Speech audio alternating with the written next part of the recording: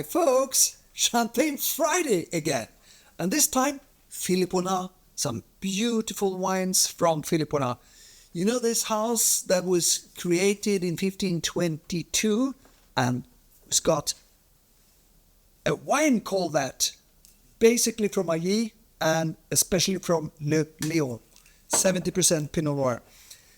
Even more famous is Claude Gouas. And Claude Gouas is actually the first single vineyard wine in Champagne. And they had it for such a long time, just for connoisseurs.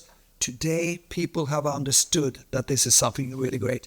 And even greater, because it takes such a long time before it gets full maturity, is looking at the neighbor, Bollinger, RD, late discoursed, recently discoursed.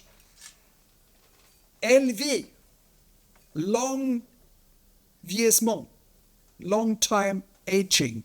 So they keep some of the vintages, very selective, small collection of some really great vintages, and disgorge, in this case, in 25. Label it this way, and you get the perfect maturity and the freshness at the same time. The place, Claude Gouas, what is that? It's one of the steepest. It's said to be the steepest. I don't know if that is really correct, but it's one of the few places where Christian Polocher has been skiing directly from the slope out across the road. It's in Marais-sur-Graillet, so it's a Premier Cru, but one of the most famous spots in Champagne. It's planted with 65% Pinot Noir, but very often it's up to 72-73% Pinot Noir, and in certain vintages even 100% Pinot Noir. So it's the Pinot Noir that gives the backbone. So, time to taste.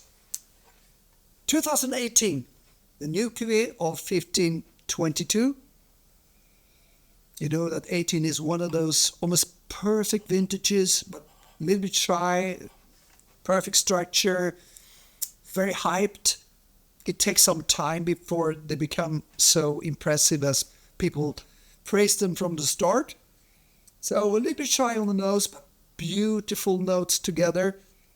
It's basically very much on the red apples. It's also a little bit on the soft dark chocolate notes.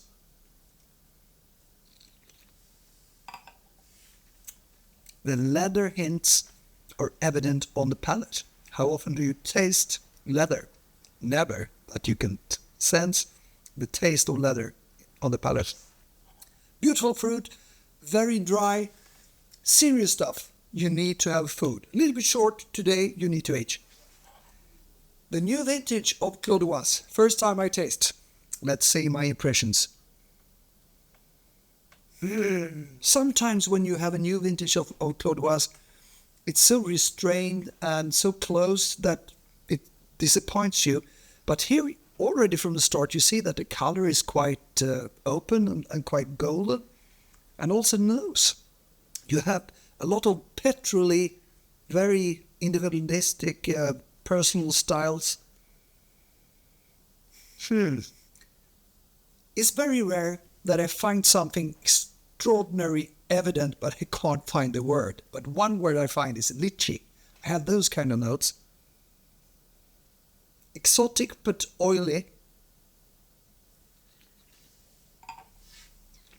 Yeah. I close my eyes because there are so many things to find. It's a fight between different parts. So the wine is absolutely not ready. But the energy, the nerve in this wine, the freshness of the acidity, the intense fruit, and the richness, remarkable. But age, very long time. So I was a little bit surprised that the color is not reddish. It's more golden in the 2000. Why is that? Because there was one thing that Charles Philipponnat told me early on. You will always recognize the 2000 vintage, which is the darkest we ever made. And I was surprised because 2000, most of those wines were not that red or that dark. It's golden, it's quite dark, but it's 25 and a half years old. Lovely. Lovely bouquet. As always with those wines, the nutty notes, the hazelnutty complexity, which is coming from Ailly, in this case Mareuil-sur-Ailly, is extremely strong.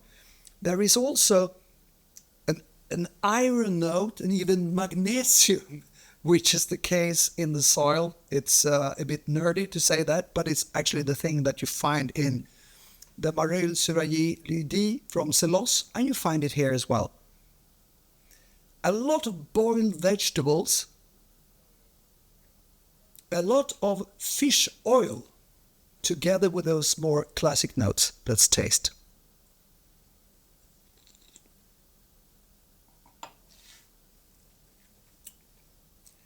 Caressing smoothness, vibrant freshness, multifaceted complexity. Thank you, Sean, for keeping this wine and giving us this pleasure. Clos de Gouas, one of the great champagnes.